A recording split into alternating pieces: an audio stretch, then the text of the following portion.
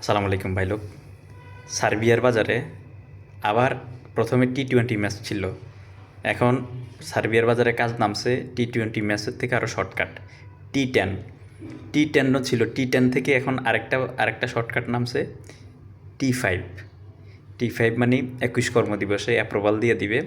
আপনি 13, 14, 15 লাখ টাকা খরচ করে যাবেন, যাওয়ার পরে কাজ পাবেন না, গিয়ে গেম দিয়ে পালাইতে হবে। তো আপনারা যারা বিভিন্ন এজেন্সিতে এখন সার্বিয়ার জন্য পাসপোর্ট জমা দিবেন, একটু চিন্তাভাবনা করে জমা দিবেন।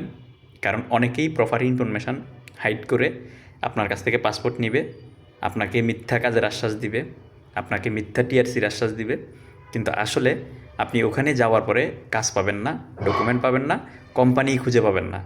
সেজন্য যাদের ইতালি বা অন্য কোনো দেশে আত্মীয় স্বজন আছে যে আপনারা সার্বিয়াতে ঢুকবেন ট্রানজিট পয়েন্ট হিসেবে, পরবর্তীতে বাই রোডে গেম দিয়ে চলে যাবেন, আপনাদের দেশেও টাকার অভাব নাই। আপনারা সেখানে যাওয়ার পর আপনি একজনের দেশে টাকা না পাঠালে আপনার পরিবারে কিচ্ছু যাবে আসবে না। আপনি কেরিয়ার গড়ার জন্য যাচ্ছেন, যে ইউরোপের অন্যান্য দেশে গিয়ে আপনি ডকুমেন্ট পাইতে পাইতে 2-4 বছর চলে গেল, আপনার পরিবারে কোনো টাকা না দিলে এটার কোনো ইফেক্ট হবে না। তাহলে সার্বিয়ার জন্য প্ল্যানিং করেন। কারণ বর্তমানে যারা সার্বিয়াতে যাবে, ম্যাক্সিমাম যারা বর্তমানে ফাইল জমা দিবে, এখন তো ধরেন 2026 সালের মার্চ মাস শেষ, এই মার্চ মাস শেষ বা এপ্রিল থেকে যারা ফাইল জমা দিবে, ম্যাক্সিমাম লোকে গিয়ে কাজ পাবে না, যাওয়ার পরে কোম্পানির অস্তিত্ব খুঁজে পাবে না।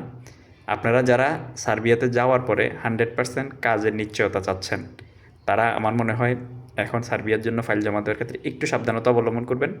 কারণ শর্টকাটের কাজগুলো হচ্ছে এবং অতিরিক্ত টাকার কাজ হচ্ছে, কিন্তু লোক যাওয়ার পরে সাথে সাথে গেম দিয়ে চলে যেতে হবে।